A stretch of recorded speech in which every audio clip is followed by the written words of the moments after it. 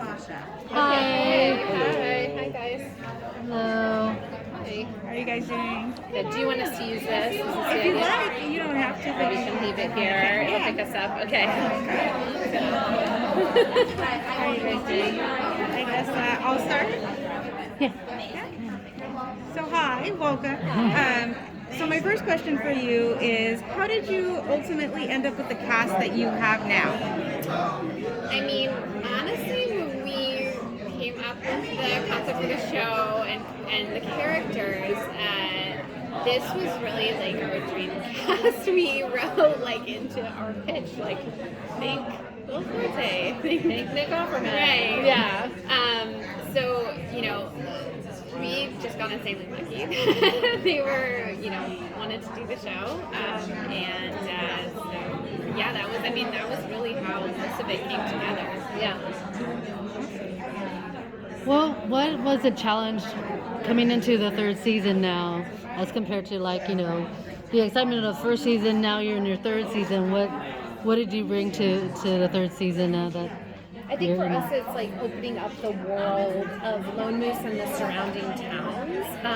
We started with the Tobins, felt like we really got to know them seasons 1 and 2, and then we sort of gently push out into Lone Moose and discover all the super, quirky things about this small Alaskan town, and then about the towns that surround them. We have a few stories about the rivalries that Lone Moose has with the surrounding towns, and that's been fun. And also like continuing to find real things that happen in Alaska that we can adapt for our show has been super fun. Like there's an actual moose turd festival in Alaska, and so we have an episode that surrounds Lone Moose having its own moose turd festival and the historical reason why they do.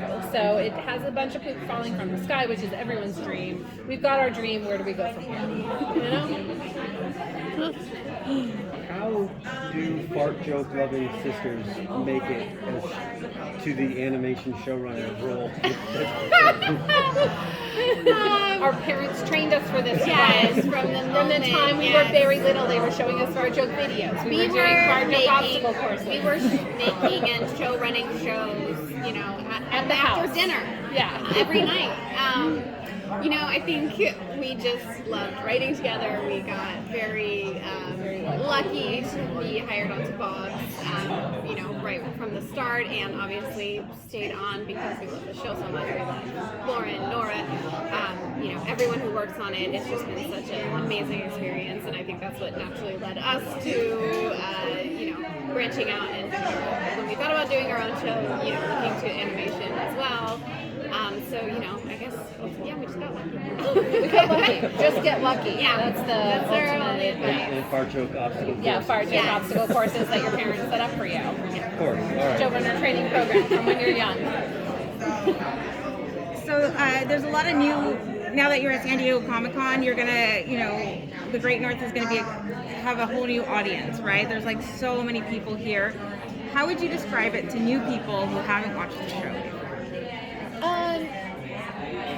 Oh my gosh, I'm not ready to sell it. I would say that our show is, it's first and foremost a comedy. It's the kind of thing, after you've watched your murder show at night, you can put on the Great North and escape into Lone Moose, which is a small Alaskan town, and even more so escape with the Tobin family, headed by Nick Offerman, who's a single dad of 4 kids, and they're just sort of a quirky family that accepts each other, but they're always up to something absolutely bonkers. So if that's your kind of humor that you enjoy, that's this show. This show is for you. Talking to you, it's for you. Yeah. That was the creepiest sell of all time. Super creepy. And what was it like having Alanis Morissette play her character?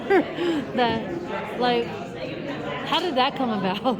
Well, when we were developing the show, we knew we wanted, Judy had this big imagination, she had these big dreams. We always felt like she was so also in touch with her wild, dreams of where she could go so much that we felt like she could, have an imaginary friend even. And it just felt like, I think from our own inspiration of loving Alanis, it felt like that was, a natural fit.